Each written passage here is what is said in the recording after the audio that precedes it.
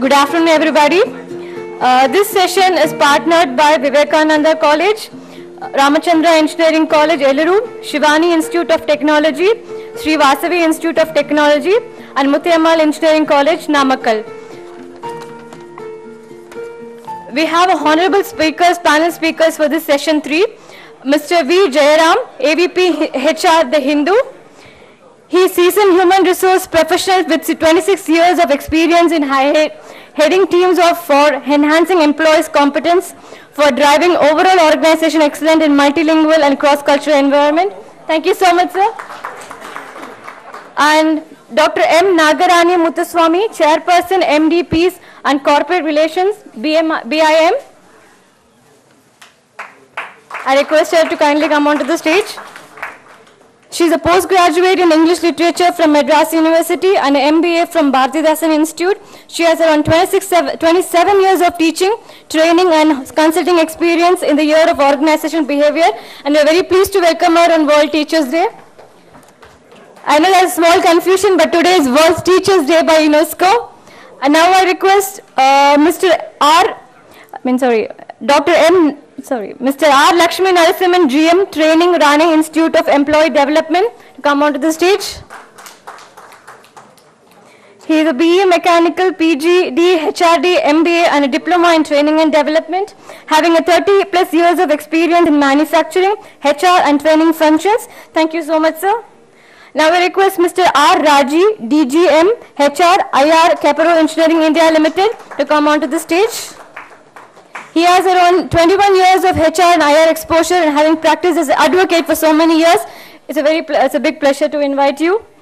Now I request Dr. Paul Tagore, VP HR, St. John Freight Systems Limited, to come onto the stage. Dr. Paul Tagore. He's having more than 30 years of experience in whole gamut of HR. Thank you so much. And I request Mr. S. Suresh, GM HR, Regent Power Tech. He's one of our session chairperson for this session. Thank you so much for all being a part of session 3. So I welcome everyone to session 3. I request Mr. S. Suresh to take over this session 3. Very racy introduction. Nice that half the crowd has disappeared after lunch. So it takes the pressure off us straight away. Sometimes you do get nervous seeing a full house. Normally speakers like us want to see a full house, but sometimes when the crowd is less, we also feel relieved. So I think I'm in that position. And I know at least 2 of them who said they're going to their native place. I said, is it because I'm speaking, you're off? So he said, yeah, possibly yes. But anyway, let's hope that they come back. But notwithstanding all that, ladies and gentlemen, we do have a very distinguished panel right here. They've been introduced in a very nice way by the MC. All of them are professionals in their own right. One is a professor. Then we have a IR expert from Caparo, who's a lawyer. Then we have a person from the Hindu. So then we have my friend from the Hindu and from Rane. So all of them are out to share their experiences. I think enough coal has been carried to Newcastle from the morning, I'm told. So we would not like to repeat certain things which have been said. But having said that, you have to also excuse if it does happen, because some of us were not here in the morning. So you have to pardon us for that in case we, by accident, happen to repeat some of the points. So taking it forward, there's a very nice, interesting topic, institute, industry, collaboration, and Mr. G.D. Sharma added a third eye to it, saying the individual also is responsible. And having been in HR for the last so many years, like many of my panelists here, HR professionals and institutes have to coexist together. For many of the placement officers who are here, and for many of the learned professors of various colleges who are here, and the consultants who are here, all of you would know that the HR is the first door for any college when some college approaches the company. And we HR people also have a tough time sometimes in deciding which college to go, which college not to go. I always believe in one thing. I'll just take a couple of more minutes and I'll hand over to the panel. There's no such thing as a good college or a bad college. I think to me all the colleges are good. All the students are good. But what differentiates is the networking of the colleges with the institutes. So I know a few placement officers who are very good at that, but again, networking alone is not the answer. The students also have to show their prowess. Some students are very routine oriented, they do their four-year courses and pass out. Some students go the extra mile and they are always 1 year ahead. I know students who are in third year in colleges who already finished their fourth year portions. When they are in fourth year, they are already up to it as far as their post-graduation is concerned. You know, that's the way they are just one step above the rest. It's like Usain Bolt in a race. You know, he's almost at the finish line and then he turns around and looks at the opponents. That's the way it is. So it's as Mr. G.D. Sharma said, the individual matters. The institutes, they have a great role to play in shaping the younger generation. I am a student of Madras School of Social Work, and whatever HR I am doing now, I owe it to my college, certainly, and I'm very proud to say that. So we can't forget the institutes. So the collaboration is a part and parcel of it and it's there to stay. Only time the skeptics sometimes will say that when the industries are not doing well, then there's not much of scope for the collaboration. The collaboration does come down, and when any placement officers come to us, we say we are not taking any persons. It's also then it's a cycle. If the industries are doing well, if they are on a hiring mode, then we go to the colleges. I mean, I think I will not hesitate to say that we tap the doors of the placement officers and we say, give me a first day entry into your institute. So it does happen that way also. So, but now I think there is a talk of a mini recession. I don't want to be a pessimist, but then things are bound to improve with the new RBI James Bond who has taken over, what they call him, Mr. Raghuram Rajan. He's doing a great job. So things are likely to improve, and once that improves, the economy picks up, the scope for engineering students and HR students and MBA students from colleges will pick up, and the collaboration has to again keep going further and further. So ladies and gentlemen, please do try to stay awake after lunch. I know it's difficult. Even if you see me slightly snoring away, don't mistake me. When Deve Gowda could do that, I can also do that. Okay, so with these few words, let's have enjoyable session. I know it's a bit tough after such a nice lunch which Voltec has organized. I must also give a hand to Mr. Dinesh for the great job he's doing.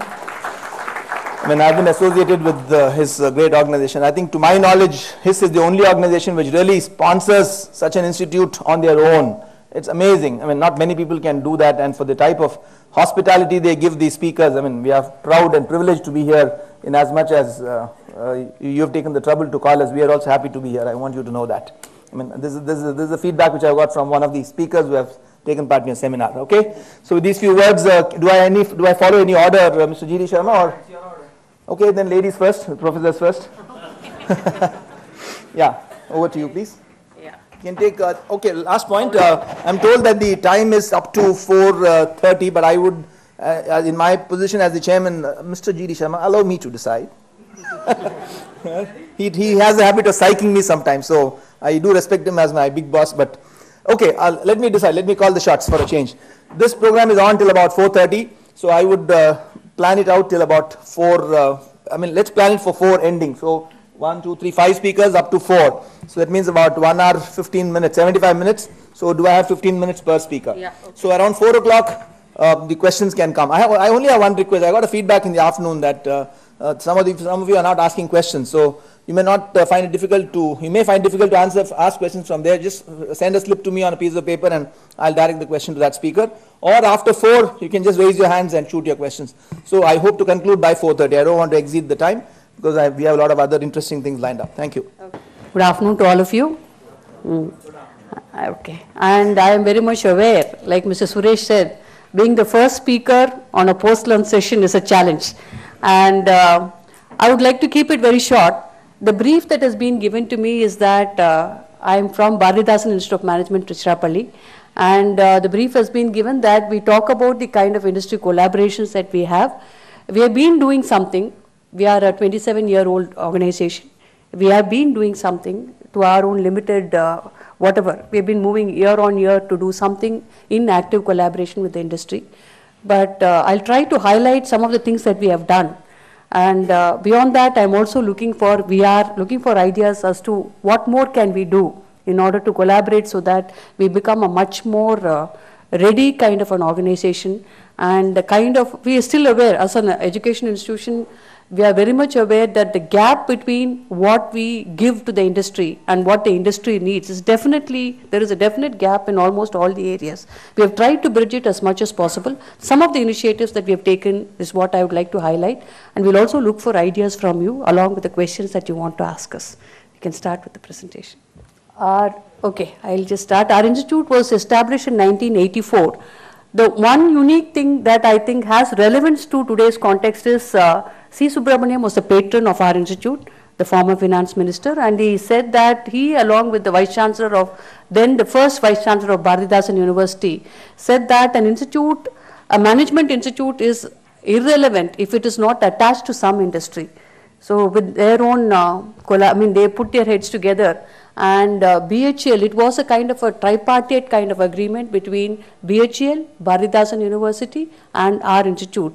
And our institute from 1984 is still located at the BHL campus in Tiruchirappalli, right in the middle of the factory, a fully residential program where they've given us the facilities as far as the hostels, the rooms, everything is concerned. And I was from the first batch, long back, passed out in the 84-86 from BIM. And I still remember the great thrill that we felt when we went there and we were talked to and told that you have a pass. We all had a pass saying that you are allowed to go to 24 hours, 24/7. You could go into, show the pass and enter any unit of BHL and observe what it was. I think that's how we all started off. So I think the culture still continues, though the passes have been withdrawn. We can't walk in. The students today cannot walk in 24/7 there. They are manufacturing certain sensitive boilers, etc. for the nuclear plants. But that was the kind of collaboration that we had. And I'll just run through what we are doing quickly, and then we could go through it. Next slide, quickly. This is what I had talked about, that this is Bharat Ratna C. Subramaniam. And what did we have? We had access to BHL throughout, and we had faculty from BHL coming and teaching us, and even today we have people who are in the production, accounts, budgeting is taught by somebody from BHL. Our production faculty, most of them are from BHL. Students visit BHL at least 15 to 20 times in the whole year, not more than that. We are not able to entice the current day students to walk into a public sector today, not as much as we used to do earlier. So we have access and we have faculty from there, and we have a lot of live projects that any small issue that they have, we ask our students to study, our faculty are there. And we also have about 100 days of training with BHL, and we train all their engineer trainees. All their engineer trainees who come in are trained by us, and their senior managers, and some specialized programs. That's the kind of collaboration that we have in BHL. We're still on the campus of BHL. And what do we actually do? We are consciously trying to fit in industry with our curriculum. We have, before I move on there, as far as our curriculum is concerned, we are a completely autonomous independent institution, which I think is a luxury that we are enjoying. And almost every 2 years, we talk to the industry on almost all areas that we are covering, HR, IT, etc. Try to find out what are the trends that are there. And in the board of studies that we have, for each of the areas that we have a panel of experts from the industry. And this is what we also try to do, is ensure consciously that we are bringing in, even for one single course that we have. I'll also again give an example. Even for one single course that we have, we try to bring in, for example, if it's going to be leadership, we have the CEO of Renault is on once, used to come and talk. We used to have from various industries. If it's leadership, we bring people from various industries, from non-profit sector, etc. Consciously give a diverse kind of view on the same perspective, same topic that we have. That's another thing that we have. And for example, we've given this product innovation management. We've asked Domino's Pizza, Renault, SAP, and we also looked at Bharti Airtel. So for one course on product innovation, we've got 4 different industry people to come and talk. So this is a conscious effort by us. And as far as the second year courses are concerned, on an average, courses, at least 50 plus people come and handle the course. For example, almost all the second year courses, I think only about 3 or 4 second year courses are handled by the in-house faculty. Not that we think we are not competent, but we feel that our competence is limited to the conceptualization that we have. So even if we teach some courses, we bring in about 50% from the industry. I think Mr. G.D. Sharma, he comes for strategic HR, etc., etc. We draw from people mostly from the south and sometimes from the north and the east also. And more than 50 plus on an average teach the second year courses. This is some of the people who teach, just an example of the people who teach. For example, Kirtana is again our own student. She is heading PR in Nike. She teaches on public relations and corporate communication. Symphony, head of HR, talks about HR analytics. Anantanarayan, again one of our students, he is CEO of Hitachi. He teaches on enterprise resource planning. Dinesh Jain and Kumar happened to be a boss again, president of Sanmar. He teaches strategy. So similarly, we have a lot of people. And this is a list of people. I think I'll just skip through. We also ensure that consciously every week we have at least 2 to 3 speakers from the industry. Puts a lot of strain on the system, but we try to bring them in and ask them to talk about different areas. That's another thing that we do.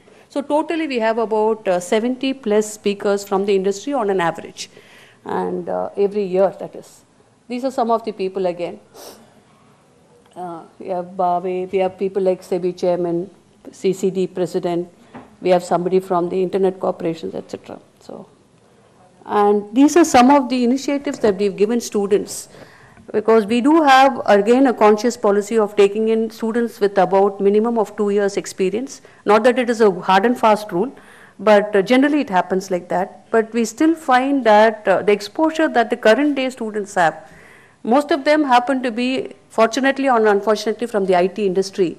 And the exposure, I think, is pretty low. So what we do is, we have something called a year-long project, which we started in 1996.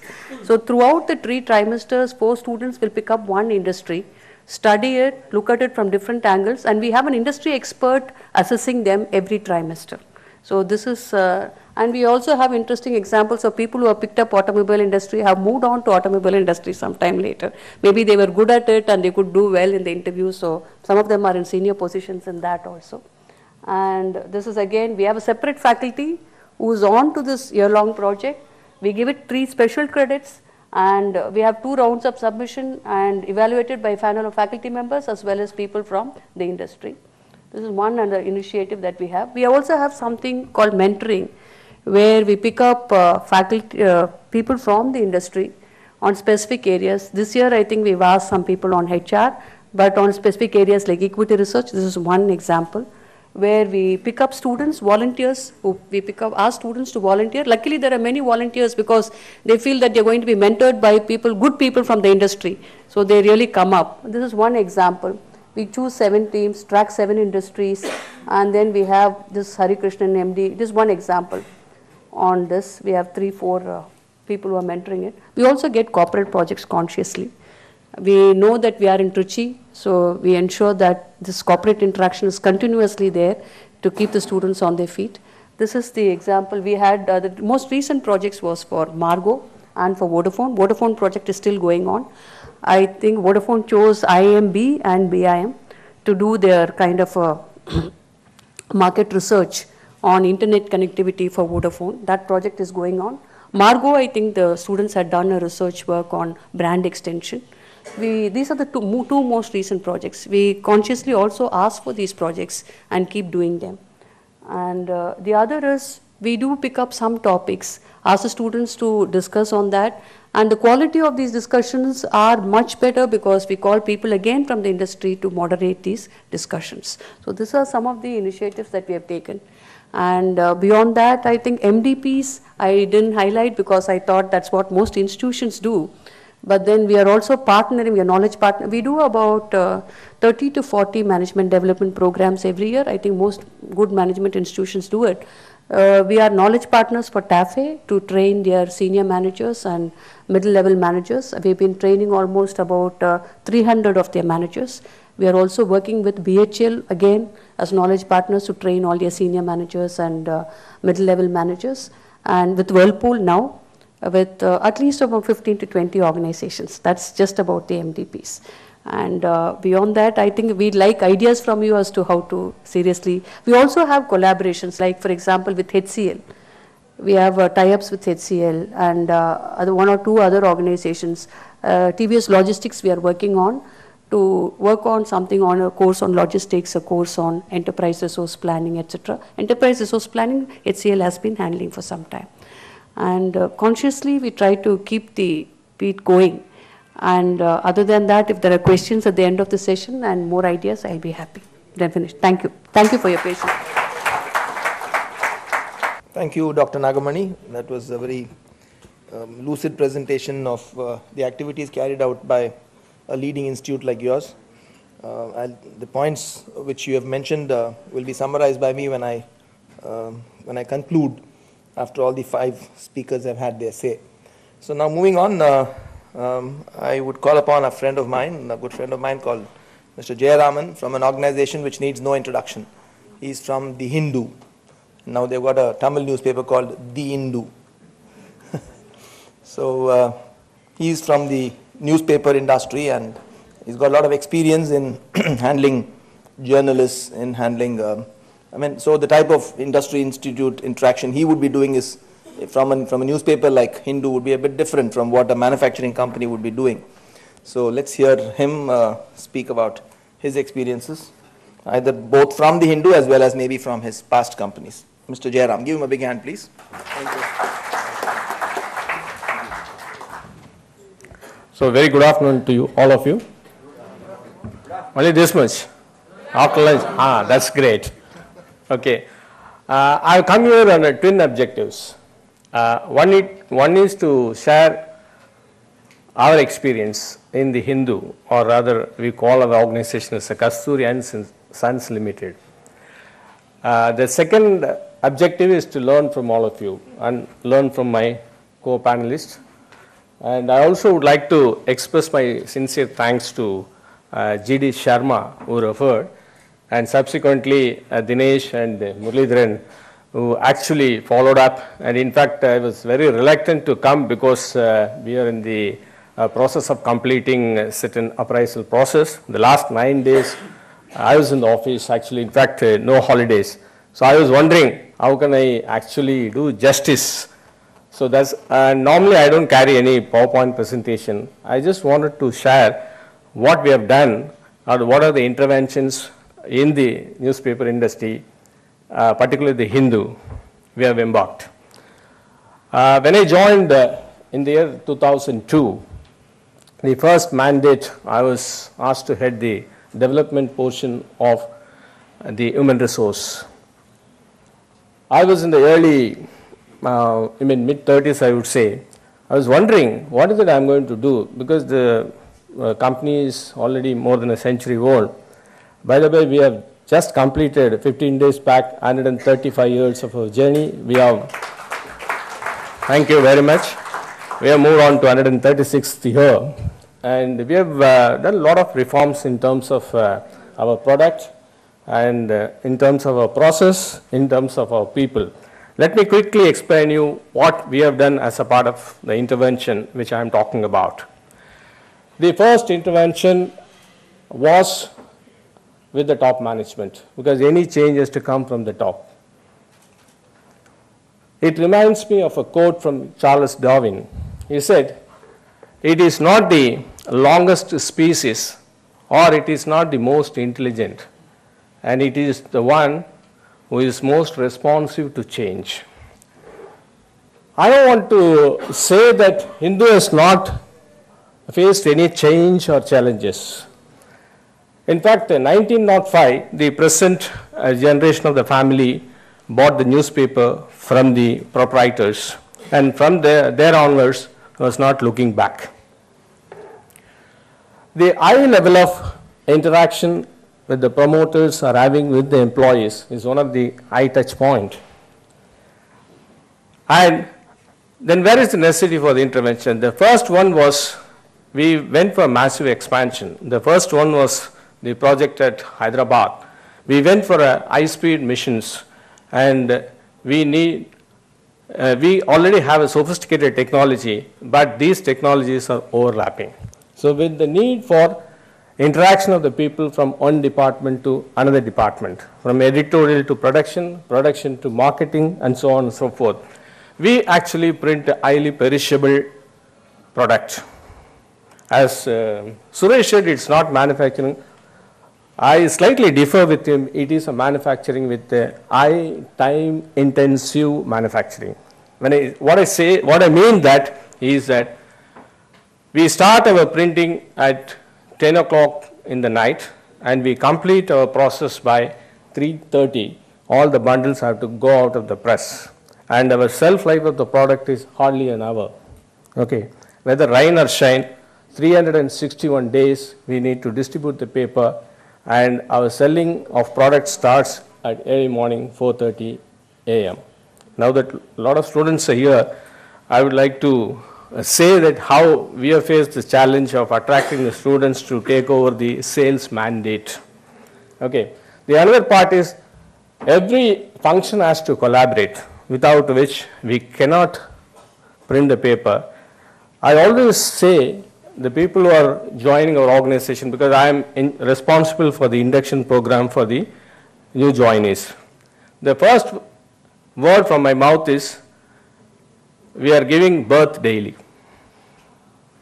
In the sense, only the newsprint or the newspaper is the same. The content is different. Every day we have to produce a different content, different photographs, and how I can make my customer to engage, because we are in the business of educate, entertain, and engage. So this is a biggest challenge. And we have, I'm very proud to say, a lot of stalwarts have worked in our organization. The second question I posed to the new joinees, who was the former president who worked in the Hindu? Any idea? I just posed this question to this august audience. I'll give you one clue. This president is no more. It is Mr. K.R. Narayan. So this is a pride moment to share this. And even Nehru used to comment, Jawaharlal Nehru, the former prime minister, used to comment about the paper. The first newspaper he read is the Hindu. So that was the high accolade. In fact, this afternoon, the moment I ended, I was talking to G.D. Sharma, and G.D. was saying, the journalist can ask the question to the Prime Minister, whereas the cabinet ministers or his council of ministers can't ask the question. So that's the pride of our journalists. The moment I went and approached our editor for Business Line, this is the first intervention which HR has contemplated for business journalists. The same question he told me, how we are going to handle or manage the journalist in the process of management development program. The first answer from me and my another mentor, who we both drive this intervention, we said, sir, we are not going to train anyone. We are not capable of training human beings. We are going to facilitate. So what is it you are going to facilitate? I said, we actually put in process. There are three aspects of any intervention. One is, this organization is 135 years. First phase of this aspect is that let them know each other. That's the first process of facilitation. The second process is, because they are already intellectual, there is no point in interacting with the intellectuals, as if they don't know. They know everything. So the second aspect is, let them share their knowledge and experience with the fellow journalist. The third aspect is, they also share their experience in terms of managing people. And accordingly, I have coined the word journalist manager. The journalists actually I was skeptical. They said, what is it you have coined the word as a manager? I am not manager, I am a journalist. I said, it is not a kind of, the moment you said it, you are not managing, you are managing. So what is it I am managing? I am managing people. Because the journalists are independent, they write. And most of the senior journalists are handling a team of couple of journalists, and all the new journalists are having the mentoring. They do a lot of mentoring. So it went for about 1 hour. Then finally they accepted, and accordingly we actually fine-tuned the program. We said, you know only about journalism and you need to appreciate the nuances of other functions. So we said, we would like to plan the session in such a way. One is that we can't give you any functional knowledge, but rather we can give two other aspects. What are the two other aspects? One is that you can also sensitize about the essential knowledge of other function. What is your circulation is doing? What is your role in that circulation? What is the production department is doing in terms of printing or pagination or color correction or the photographs or the graphics? And also you need to know what is the advertisement department is doing and what is the finance is doing, what HR is doing. So this gives an idea about what is their role in coming out with the paper. The third aspect is the behavioral aspect. I would not call it as a behavior, I would say a kind of a working with the team and interpersonal relations. So rather I would word it such a way that more of a collaboration and competition within the functions and inter and intra functions, I would say. This is the first aspect. This was a 6-month module, 2 days. After the program, the journalist has made a presentation how this program has helped. We were really taken aback that it was wonderfully received, and they said, why can't you do it for my other colleagues in the department? This was the first one. The second aspect, what I would want to say is that we started this intervention with the production because 60% of our revenue goes for production. So obviously the assets, I'm only talking about the 60% is only the manufacturing cost. Apart from that, they are also holding assets of building and machineries. So I would say roughly about 700 crores we are spending on the printing. For example, some of the process we are unique when comparing to our competitors. We have each set technology which you receive the paper with a very different quality and compared to other competitive papers, and it may be English daily or Tamil daily. You will not get any chemical smell. That process is something unique. Even internationally, I was told by a director that we are the unique in the seed set process because it's quite expensive. After the process, the cold set, it goes to the dryer. From the dryer, it comes out. So the process takes time, and each process, the time which we taken is very, very enormous. By 3 o'clock, if I have to sell the paper, the bundle has to come out, you know what are the process we should have. And we actually embarked the intervention with the production. And simultaneously, we also went for a massive project expansion. I was talking about Hyderabad and Marimala Nagar. And most of the region, we print from 20 centers. All the 20 centers, the site, the printing or the manufacturing facility is about 30 to 40 kilometers away from the main city. So which calls for a different orientation because we also invested heavily on the sophisticated technology. There is one process which I would like to quickly highlight. Earlier, this pagination, anything you want to do, the page layout, it has to be done manually, and a very semi-interventional mechanical process. It's been completely automated by photocomposing.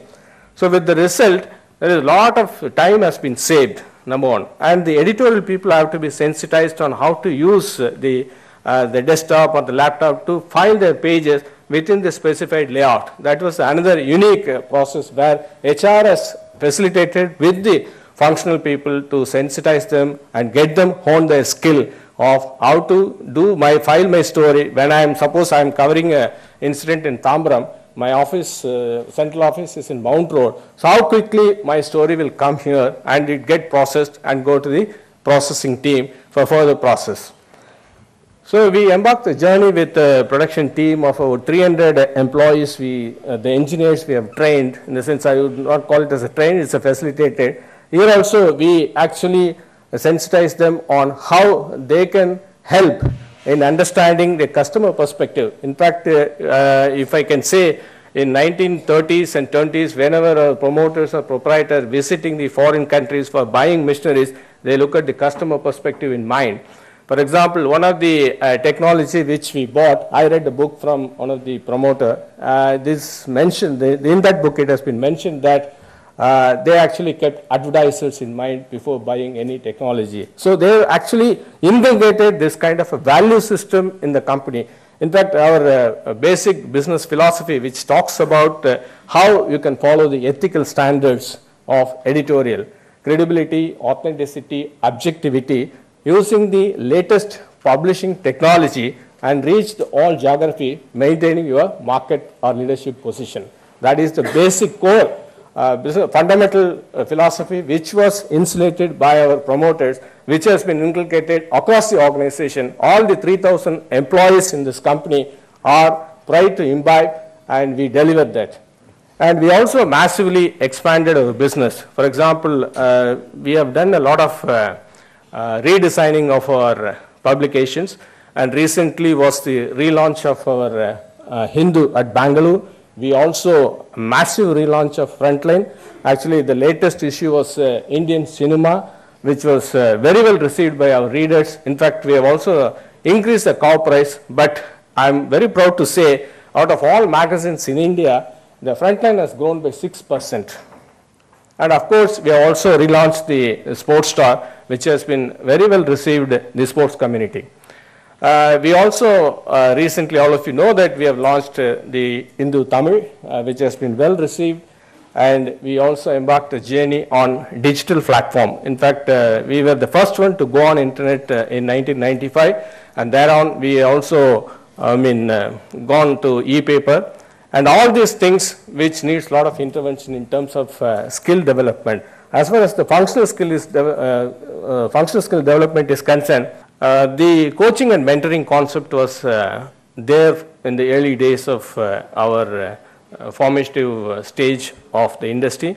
In fact, the senior journalists adapt a few of the young journalists and then train them how to write and how to give even the headline, how to interpret the text from the public perspective. And we also frequently have an interface with the readers. In fact, last couple of months, our readers editor, we were the first print industry was got an ombudsman readers editor who met the readers and get their views, and this views has been expressed, the feedback has been given to sales and marketing and production and editorial team, and they started working on it.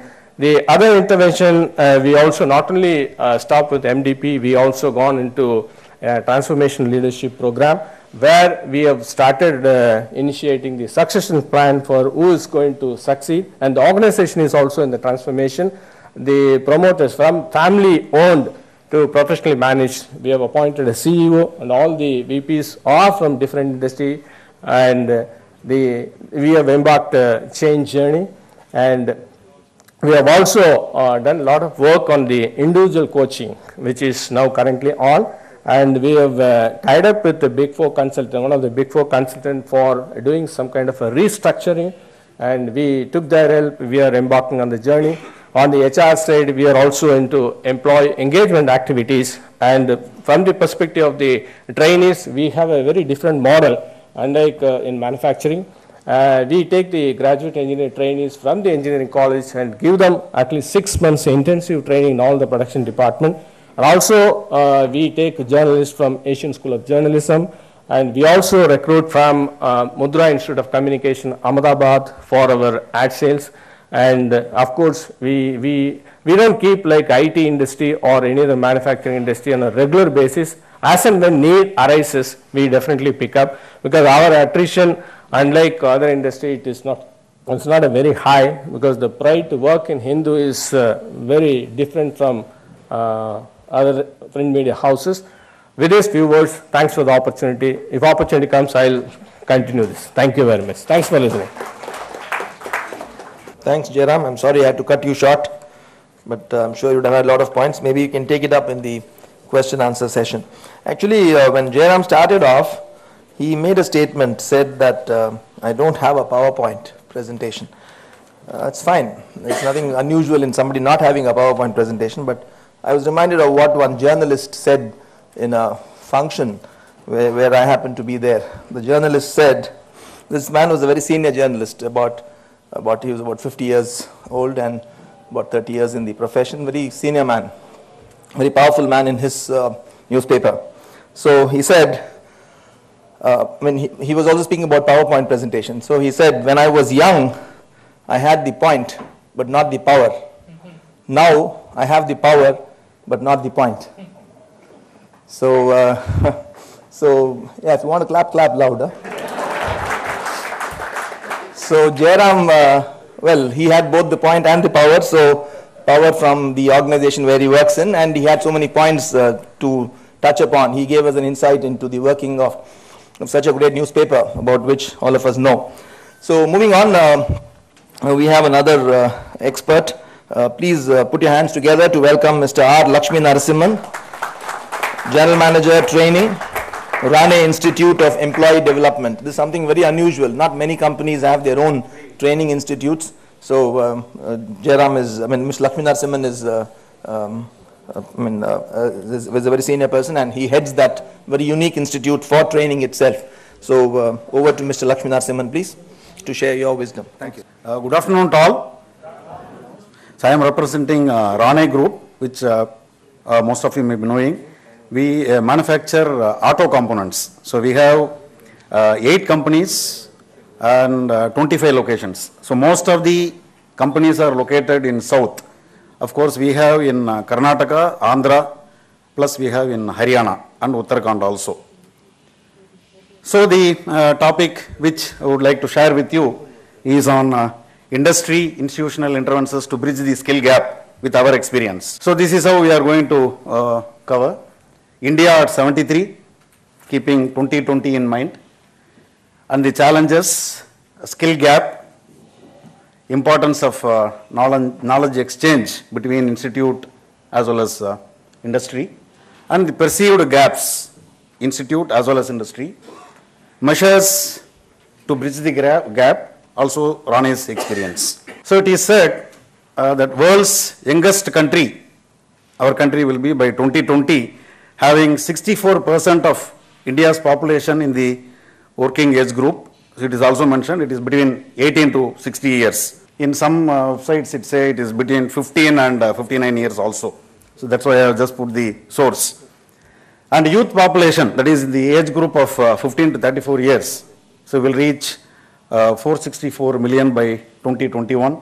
And average age of an Indian will be 29 years in 2020. Challenges, as we see, inadequate skills, no job-ready candidates available, and mismatch of aspirations and capability of the student or candidate over it is. Here, India has a workforce of 145 million, and yet industry is struggling to meet its demand. It is said that 75% of the workforce is untrained, also unemployable. So supply-demand gap can be bridged by providing adequate training and requisite skills. There is a need for exchange of knowledge between industry and institute because of global competition which industry is facing as well as institutes are facing.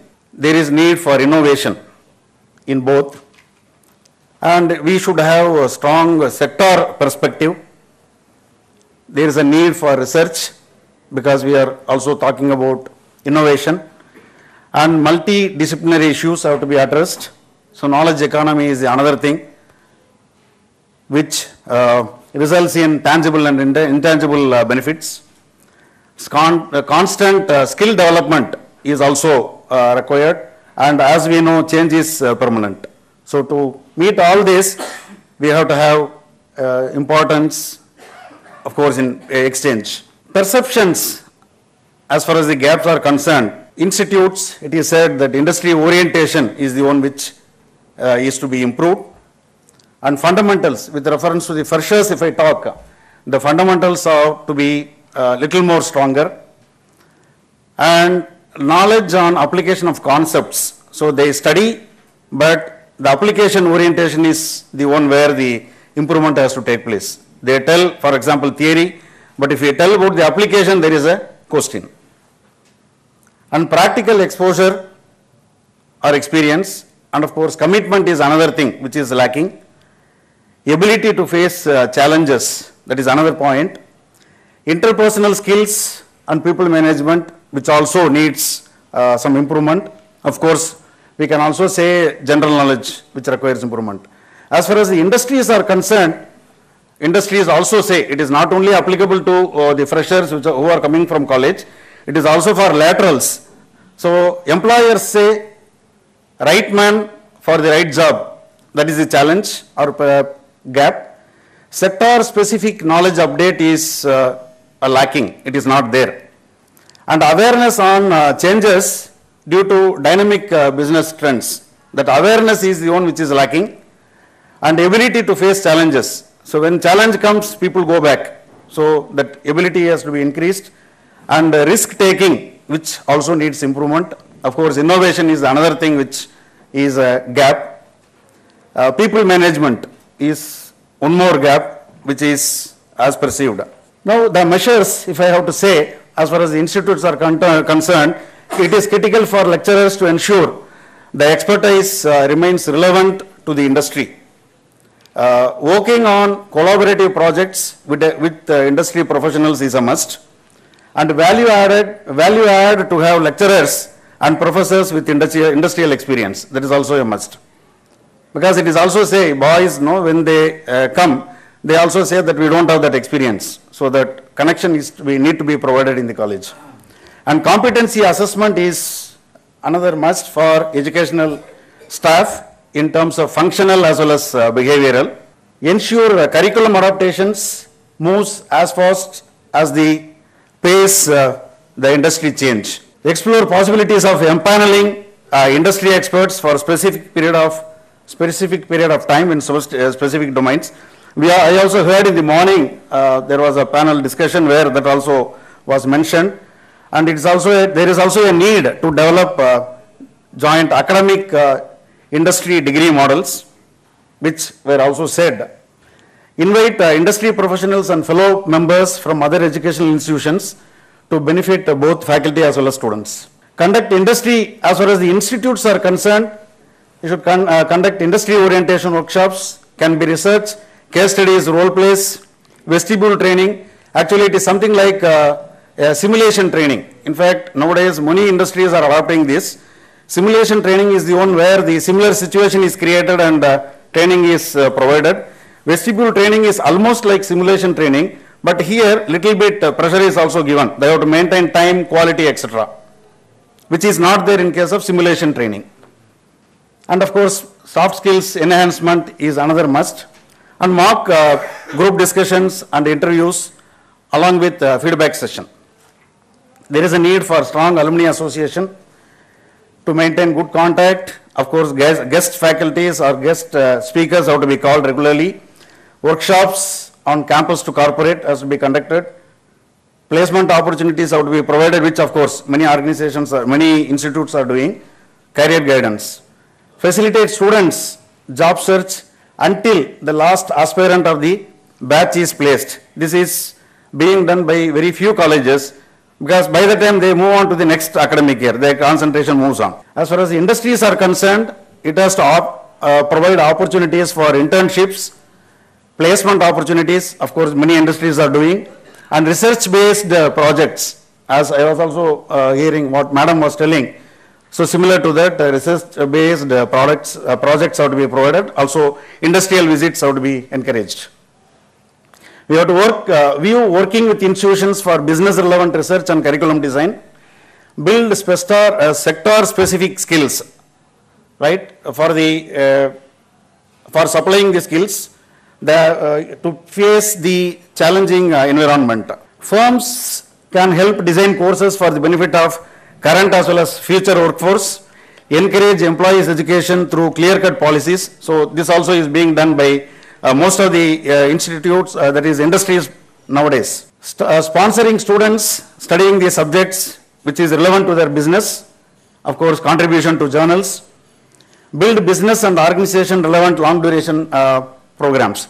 In fact, in RAINTREE we have a program called Professional Development Architecture, where we also take graduate engineers and diploma holders into our stream.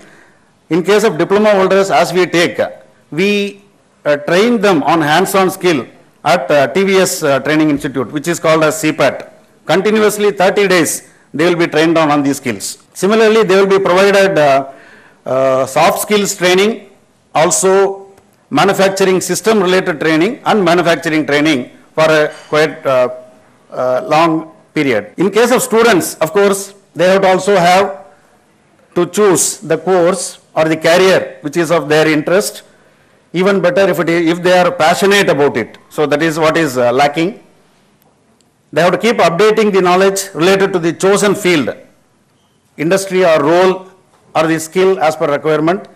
They have to concentrate on long-term development efforts instead of concentrating on the short term.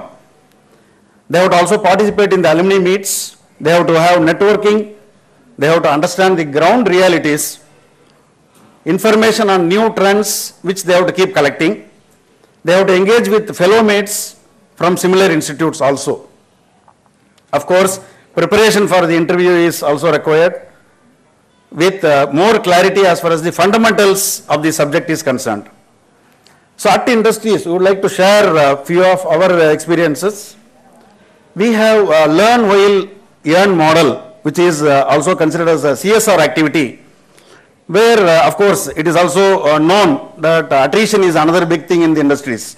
So to some extent we can come out with having this model, which is also a CSR model. Persons with let us say +2 or PUC background, they will be taken and they will be trained for 4 years. So right at we have a tie with other institute which is providing the training.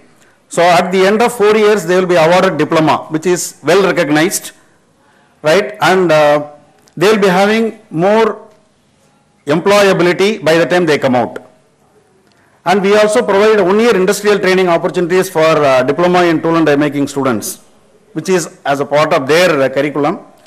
We provide a practice school. Morning I was listening to somebody who was talking about internships, that is we call it as practice school, they call it. So 6 to 8 weeks practice school by BITS Pilani. We have engaged. In fact, last 2 years we are engaging. Previous years it was 15 years, last year it was 10 years. 10 weeks of training. At the end of the period, our MD was there. So we wanted these boys to present. So they have presented. In fact, it was appreciated by our MD. Right? We also planned to go for next level, that is practice school 2. This is practice school 1. Practice school 2 is of 5.5 months period duration. And also we provide projects for 12 weeks for mechatronics students.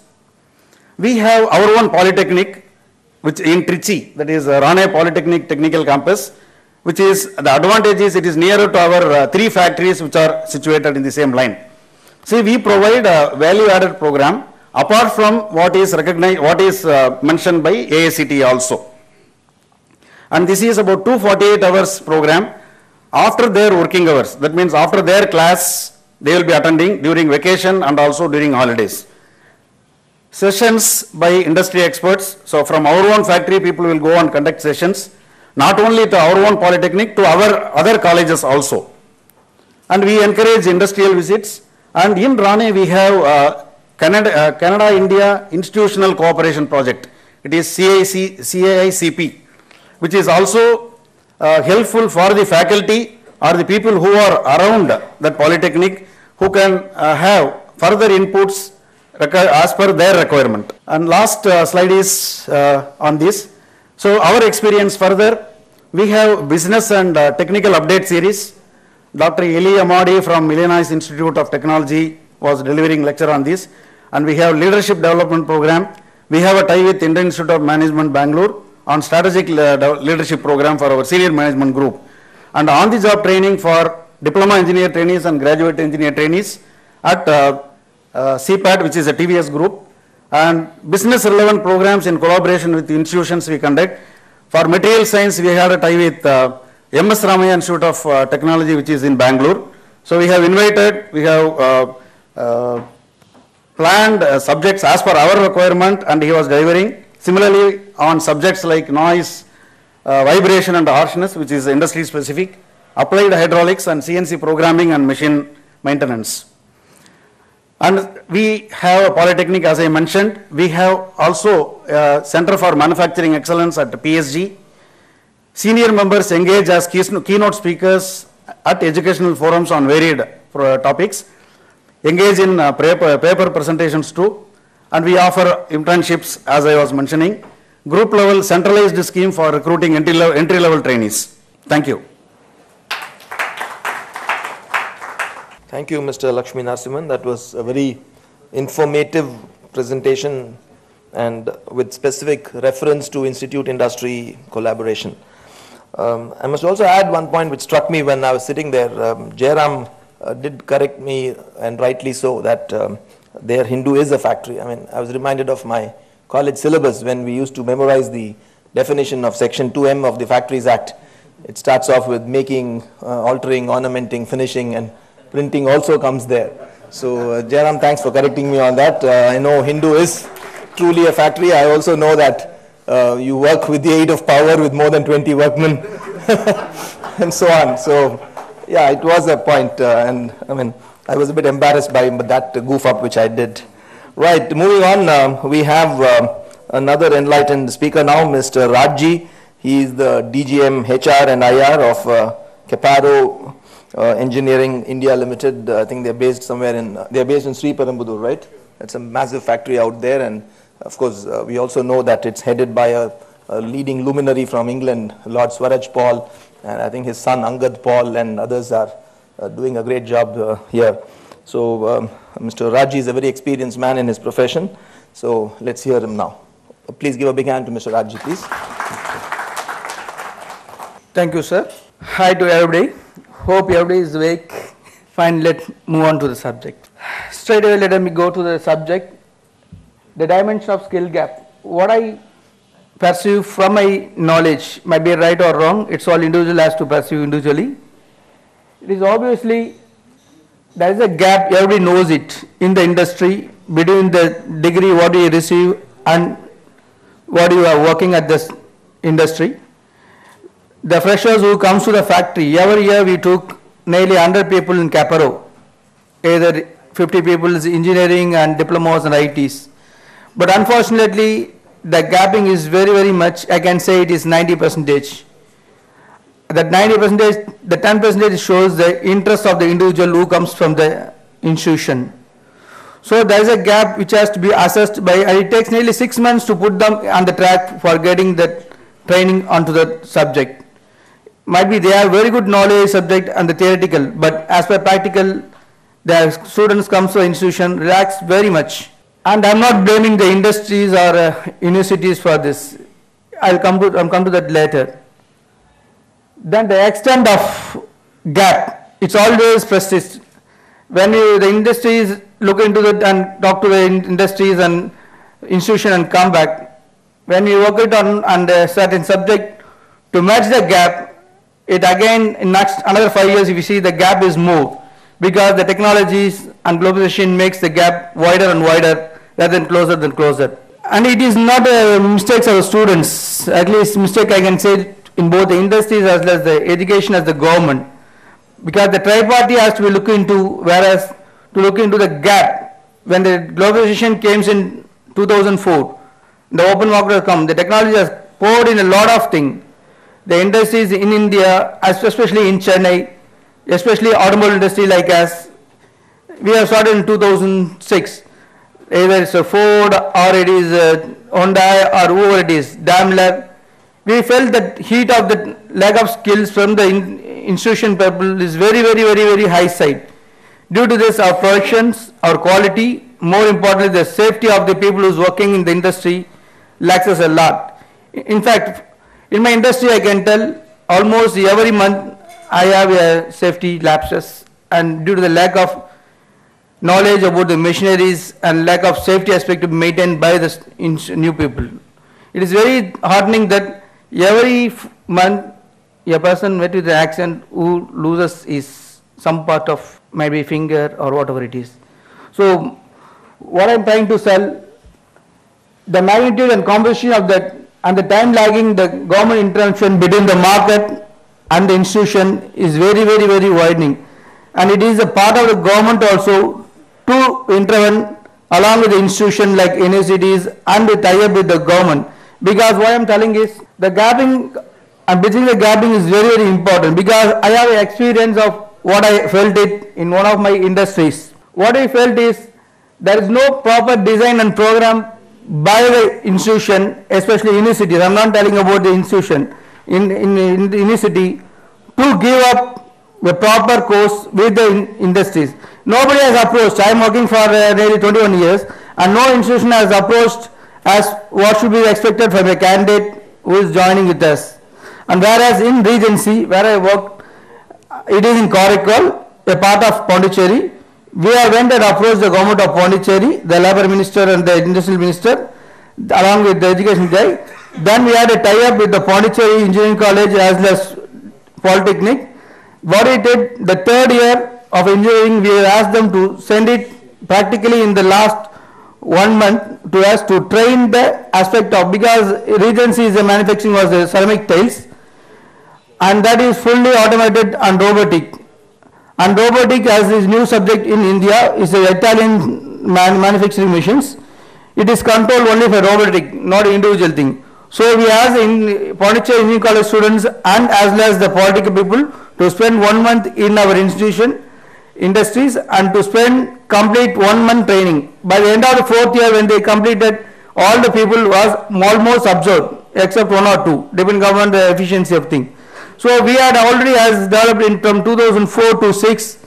We are very successful bridging the gap between the industries as well as with the institution. My suggestion is, in one of my industry where I showed Regency, we are really worked up with the government of Pondicherry. But I don't feel in Tamil Nadu or any other part, the government has come up in a big way to bridge the gap between the industry as well as the institution. Thank you. Thank you. That was a pretty short but crisp presentation about what you expect from institutions and how they should be tuned to the industry's requirements. That was the summary of what you said. And now, ladies and gentlemen, we are moving on. We have the last speaker, somebody with a very interesting name, Mr. Paul Tagore. I asked him whether he's a relative of Rabindranath Tagore. He said, I wish I was. A nice friendly person who comes from a large multinational logistics firm called St. John's Freight Systems. He's the global HR head, so has a wide variety of experience in the field of logistics, handling multi-locational, multicultural companies which are in his fold. So for the last speaker of the panel discussions, please join your hands together to welcome Mr. Paul Tagore. Good evening, ladies and gentlemen. I don't have the power nor the point with me, but then as I was going through the day with respect to points which were shared between the industry and the institution, I found that I could go one step ahead and go into the aspect of another eye. You need not reduce the volume. I'll move away if required. I thought I could add the other eye is the individual. The industry can play a big role. Yes, the institution can also play its role, but more needs to be done by the individual. They say you can take a horse to the water, but can you make it drink? It's not possible. And as I have been introduced, I'm the last batsman in at a very crucial point of time when we're going to almost close with the valedictory function, which is going to happen. Let me see if I could cross the boundary line of your expectation. Now, we all know what is a skill gap. Let's not go into too much of basics, but we need basics. We have what is called as a required performance level or a desired level.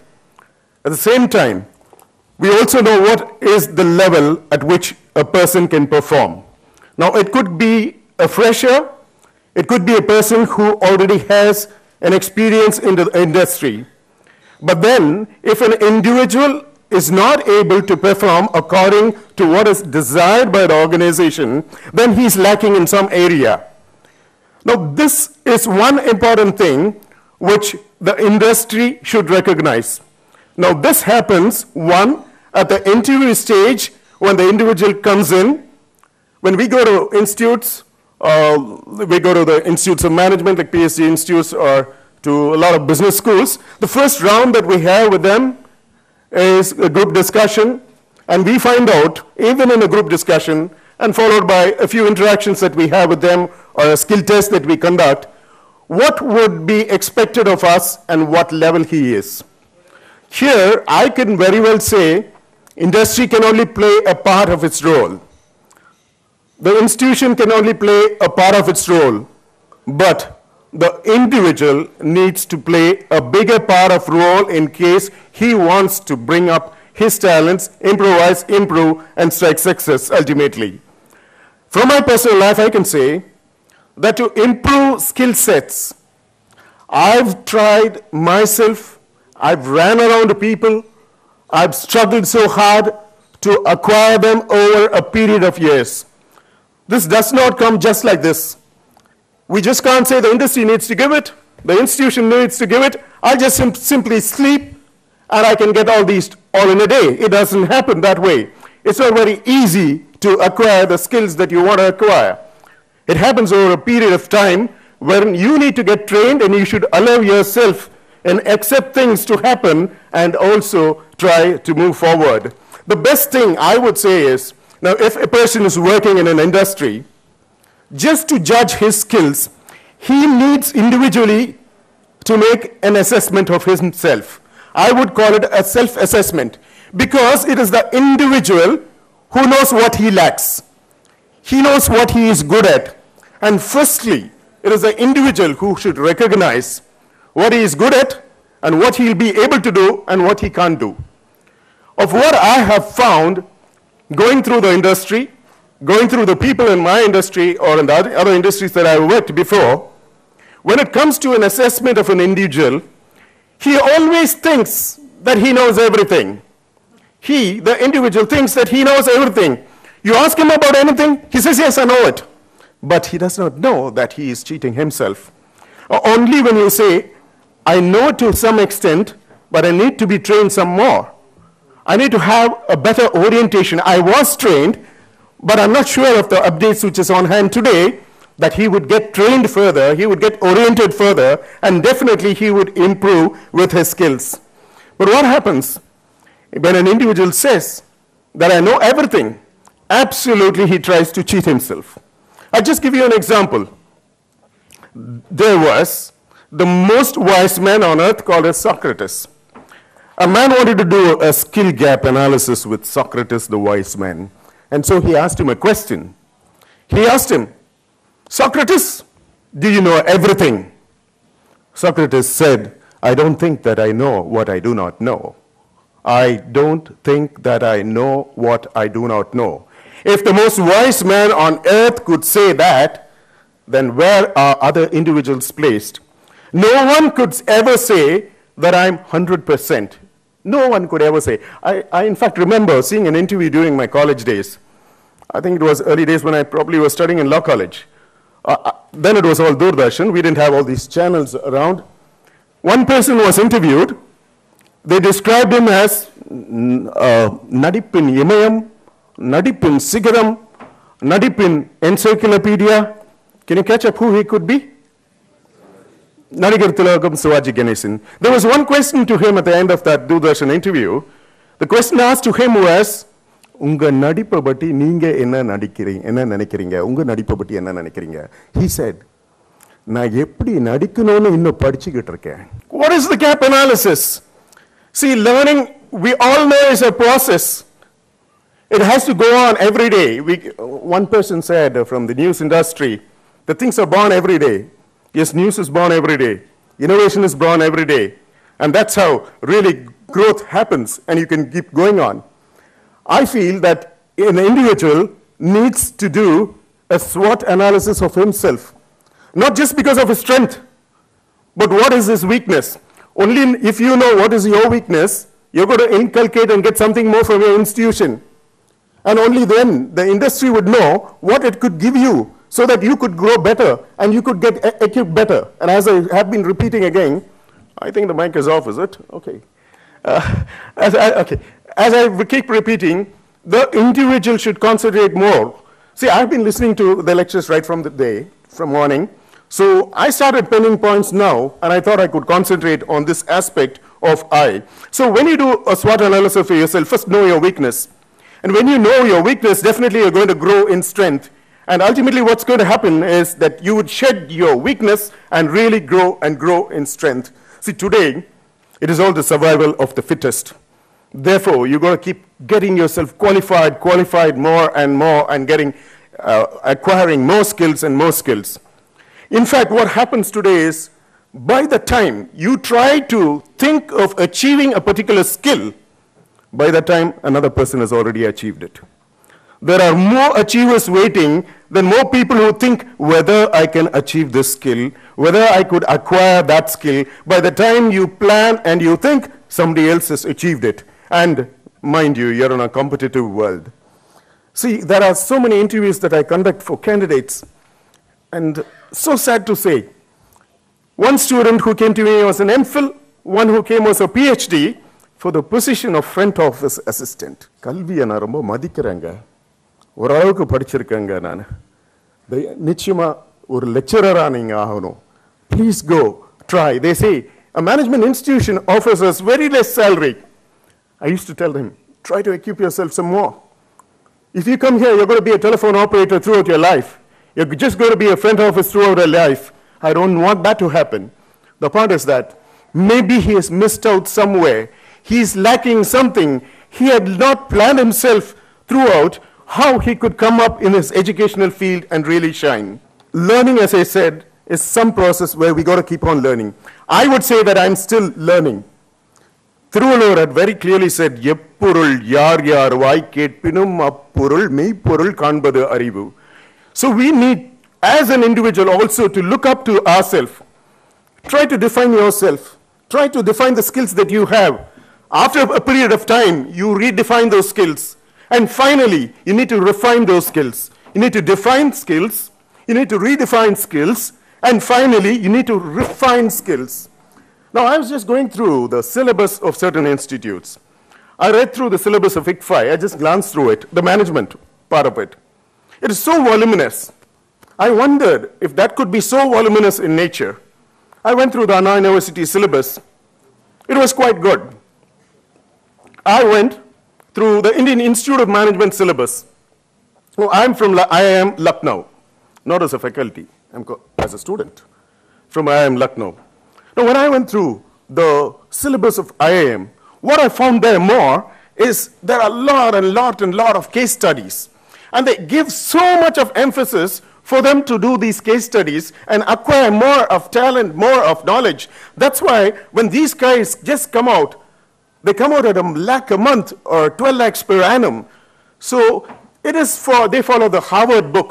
The Harvard book has so much to talk of the Indian industry. It's not that the Harvard University book just has everything about the Western world. I've seen so many of great achievers from here. You wouldn't believe even Sarana Bhavan features in that. Would you really believe it? If it even features there, that means even our country is so recognized by Harvard. So the syllabus is one important thing in how the colleges prepare. Maybe Madam from BIM can say, does the industry have the power to change the syllabus and say, come on, AICTE, UGC, this is the syllabus which the industry requires. Can the industry say? How can the industry and the institute interact with each other? Can the industry dictate, I would give you a job provided you have this on your syllabus, this on your curriculum? That does not happen, it cannot happen. The industry can help to some extent, and the individual needs to play a very big role. One important thing before I wind up. What I have seen with people who work in organizations, with students who come up for an interview, also with HODs, very sorry to say, that they really lack in communication skills.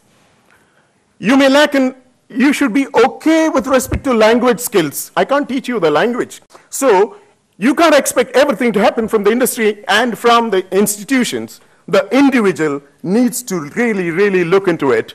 I love my language. I love my mother tongue, Tamil. Yes, I love it. But if I cross Tamil Nadu, what happens? I'm heading an MNC, both in India as well as overseas. Now, how do I communicate with people around the globe? I can't reach them in Tamil. Tamil is the language I love. I really love. Thiruvika said, Nam kandadu Tamil, nam kundadu Tamil, nam undadu Tamil. Yes, very much. But we need to equally improve our communication skills in English. Let me tell you, finally to close, when you try to acquire the required skill that is required in the industry where you're going to be employed, then your confidence level grows, your competency level grows, and ultimately what happens is this enables you to increase your core competencies, and finally you would individually gain a competitive advantage, and this would enable the organization also to go.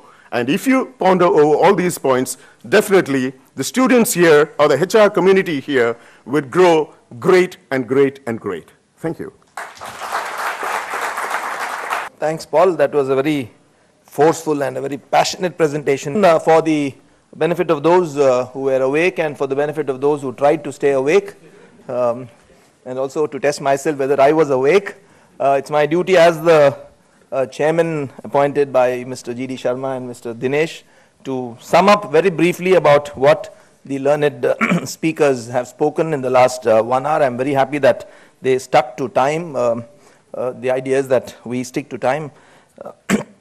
Just a brief, I'm not going to recapture whatever they spoke, but just to touch the highlights of whatever they spoke. They have covered so much of ground. We've got clear, from this panel, we've got clear idea about what the institute wants, and that was portrayed excellently by Dr. Nagamani, who represented a leading institute in BIM. All of us know about BIM, and that needs no introduction. She spoke about how the curriculum is updated every 2 years. That's a very important point, and I'm sure the industries would definitely welcome that. And she spoke about how industry experts come there 3 times a week. That also shows the popularity of the institute, that speakers really want to go there. And she spoke about mentoring, which is a very important point, which is being carried out in colleges where they mentor the students. And she spoke about the importance of panel discussions, which are obviously of a very high quality, since they are also being monitored by industry experts. Thank you, Dr. Nagamani, for a very clear presentation which you made. Sorry? Oh, I'm sorry. I stand corrected. Professor Nagarani. Thanks, Mr. GDS. I'm sorry about that. Apologies. I would hate to tell somebody's name wrongly. I'm sorry about that once again. Yeah, moving on, Mr. Jairam of the Hindu made a very passionate presentation about what his organization is doing. He spoke about how the HR is able to sensitize the various departments into doing what they want. He spoke about the integration of various departments, and all of us know how a newspaper has to really come out on time. I remember getting irritated if the paper doesn't reach my house at 6 o'clock. So you can imagine how the paper has to leave at 4 o'clock. In this context, with no reference to Hindu or any paper, I was talking to the circulation manager of a large newspaper. I can even mention the name, Deccan Chronicle. That that circulation manager was a good friend of mine. He worked in Hyundai, and from Hyundai marketing, he went into marketing of Deccan Chronicle. He did an excellent job, and I was once talking to him about getting some jobs for people. So he said, I want some circulation boys. So I said, oh, very seriously, what's the qualification you want, and what's the type of communication skills they should have?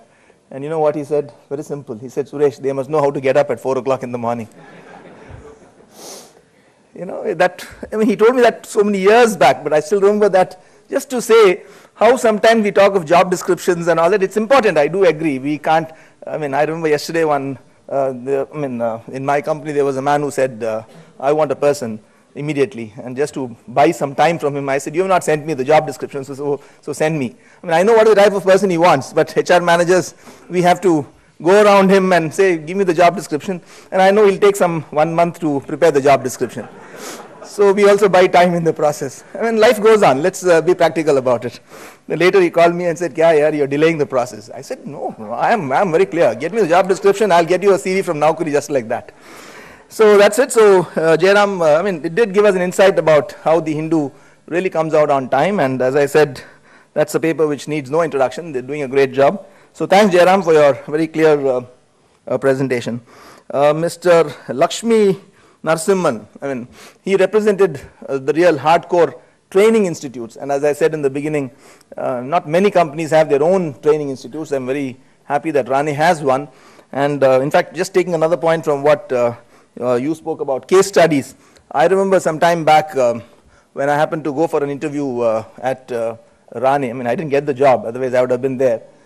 You know what was the method of selection?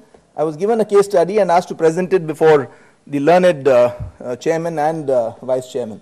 Mr. Ganesh and Mr. Lakshman, Mr. Lakshman and Mr. Ganesh. That was an amazing experience.